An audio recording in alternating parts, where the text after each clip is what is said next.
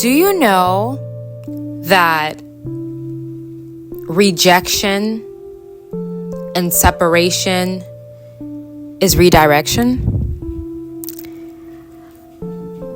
God has a way of working that we don't understand. And I'm going to try to not get emotional during this video. But so many times in our lives, things just don't work. You're dating a guy, you're like, it's going so good, it doesn't work. You just started a job, you find out a girl in there doesn't like you, she starts bad-mouthing you, it doesn't work.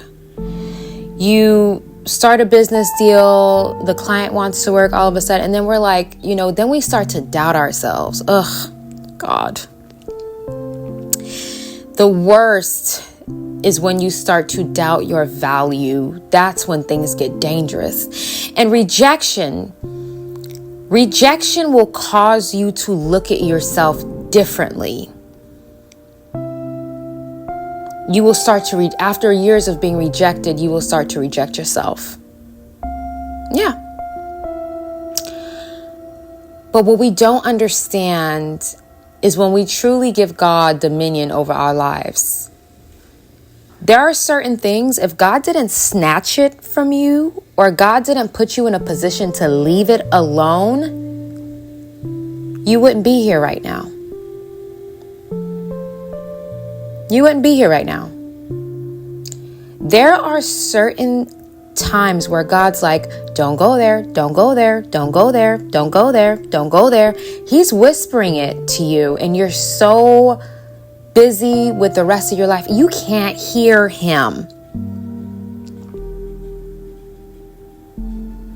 But he's trying to protect you, so he has to put you in a situation where they reject you, and you have no other option but to leave, or you have to reject them.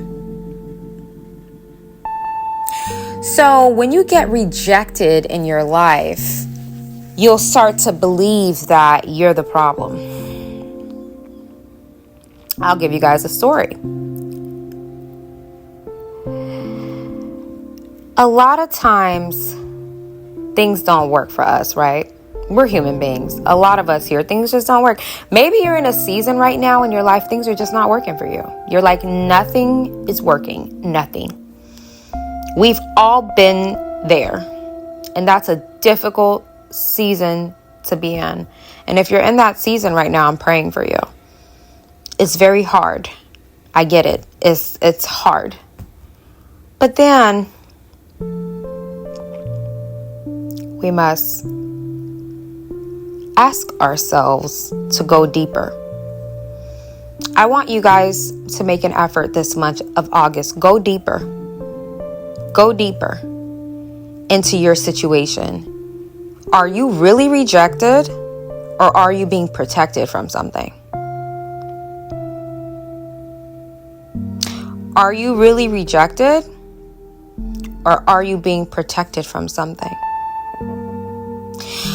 When I was in high school, there was this guy that I was absolutely obsessed with. He was a Middle Eastern guy that I met at my gym. And I liked him so much, and I wanted to be with him, and I was goo goo gaga over him. And I was like 17 at the time, and he was very hot and cold. And then, he rejected me. There's nothing wrong with that. As you get older, you don't see a guy or people rejecting you as a problem. It's like, it is what it is. You're not for everybody. Just like everybody's not for you, you're not for everybody. I can go into an ice cream shop and not get chocolate ice cream. Not because chocolate ice cream's not good. Not because it's not a fan favorite. I just don't like chocolate ice cream. I'm a vanilla or butter pecan girl.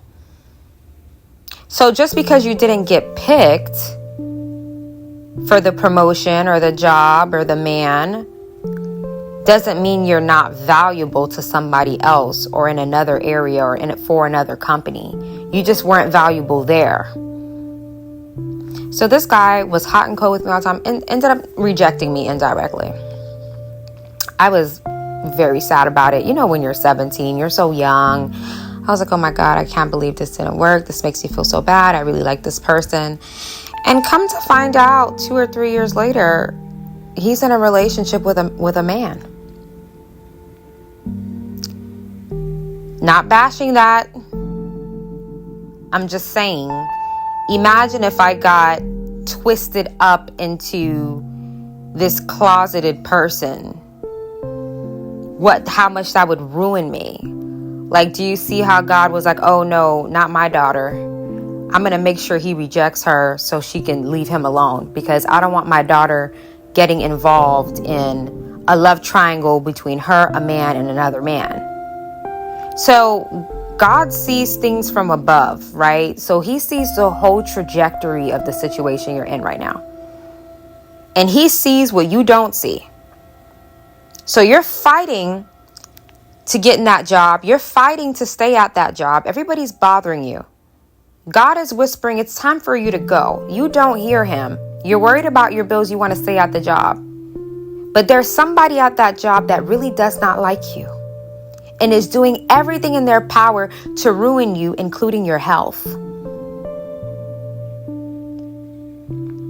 There's somebody at that job that does not see your value, and they're making you work backwards, but yet you're fighting for it. And God's saying, I'm going to make them fire her because she wants to be there. And I have a $250,000 a year job for her over here. And if she doesn't make the interview in time, that position will go to somebody else. So I need to make sure that they reject her. So she resigns and she leaves and she interviews for this $250,000 a year job in time. Because if she stays there, that position will be closed and I won't be able to bring her into abundance.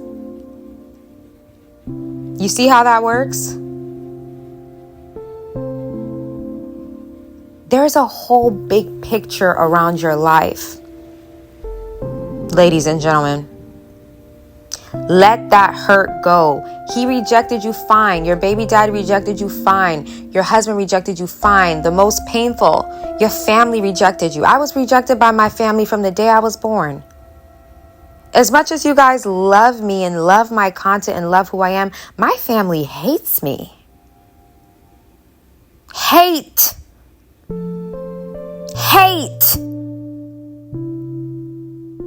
They despise my existence.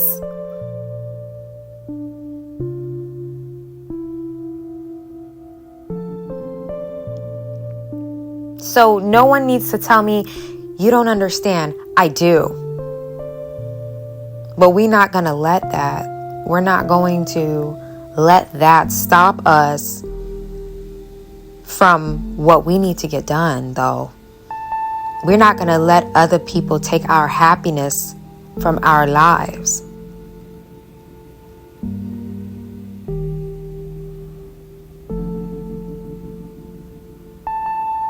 We're not going to allow anyone to be the writer of our story.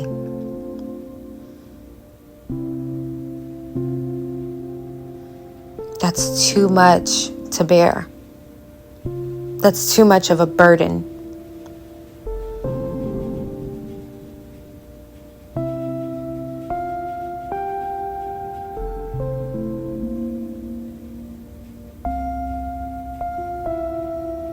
Okay?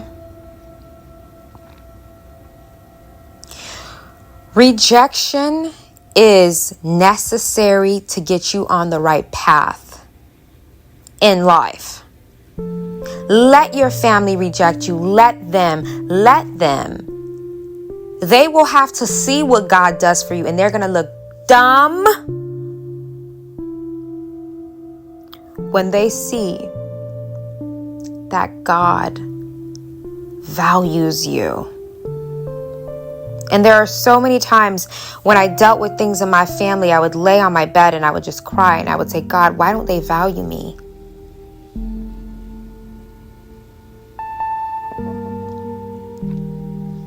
Why don't they value me? Why am I not valuable to them? But then I had to remember that the plan God has for me is big. The plan God has for you is big. It's too big for them. It's too big for them. They can't take it. So God has to allow them to do that to you because they can't be a part of your celebration. That man rejected you. Nobody wants to be married or in a relationship with a man who doesn't really like you. He doesn't like you. Nobody wants to do those type of relationships. You should be with a man who is excited every time he sees you. His eyeballs get so big and wide because he just loves your existence. It's not even just you existing to him is like the best thing that's ever happened to him. That's someone you want to be with. You don't want to be with a guy who rejected you and doesn't like you and doesn't want you, or he's with you because he's waiting for someone to better. And ladies and gentlemen, get that limerence, that spirit of limerence. You need to detach yourself from that spirit. That person rejected you, it's done. Stop talking about it. Stop bringing it up. Stop bringing it up to your family. Stop going to bed thinking about it. That person rejected you, it's done. It's over. Focus on what's ahead. To invite the new in and get rid of the old. You want to invite in the new and get rid of the old.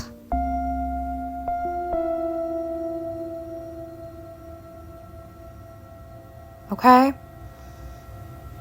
Rejection is redirection. I know you guys don't want to hear that right now. I know when you just get rejected, it's annoying and you're like, oh my God. It's okay.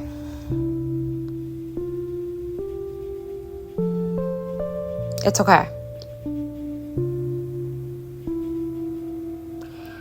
Rejection is redirection.